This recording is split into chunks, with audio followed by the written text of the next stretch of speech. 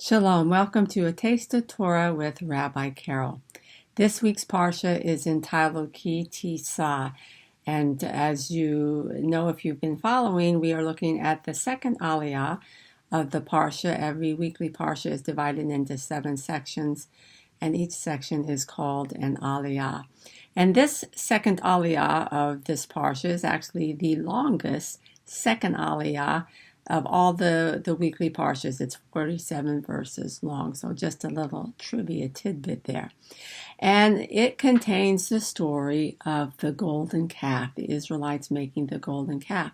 And so I want to read a couple of verses from this Aliyah found in Shemot, Exodus chapter 32, beginning with verse 1. When the people saw that Moshe was taking a long time to come down from the mountain, they gathered around Aharon and said to him, "Get busy and make us gods to go ahead of us, because this Moshe, the man that brought us up from the land of Egypt, we don't know what has become of him."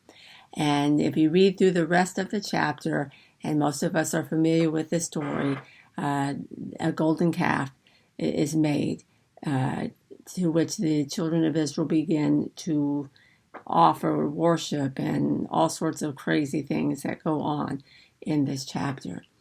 And as I was looking at this Aliyah and reflecting on their attitude, one of impatience and forgetting who God was and who their leader was, this Moshe, we don't even know what's happened to him. He's been up that mountain for 40 days, and the God who had just demonstrated his power and might so wonderfully and manifested his presence, it's like they have forgotten who he is.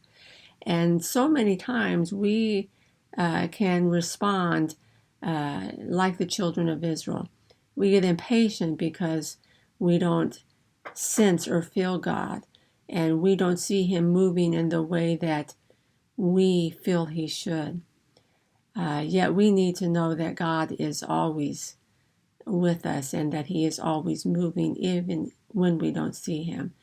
And as the writer of Romans tells us, that God works all things together for good, those who love him, for those who love him and are called according to his purposes. So I want to encourage you as we're coming ready to celebrate Shabbat this weekend, and you reflect on this Aliyah and the whole Parsha for the week.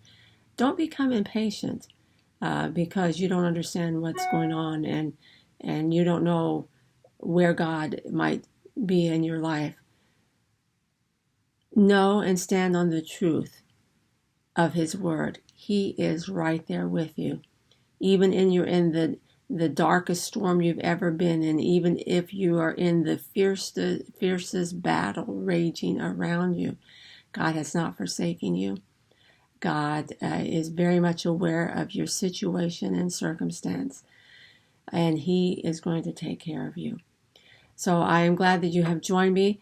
If you are here on Long Island, we invite you to join us on Shabbat for our service at 11 a.m. We're located at exit 61 of the Long Island Expressway. We have our Kesher Cafe at 10 a.m. Come in for a cup of coffee and a bite to eat before service. And if you are someone who does not yet know God in a personal way, I want to encourage you that he wants to be known by you. And it is just a simple task or choice to yield yourself to him. And if you would like to do that, reach out to me.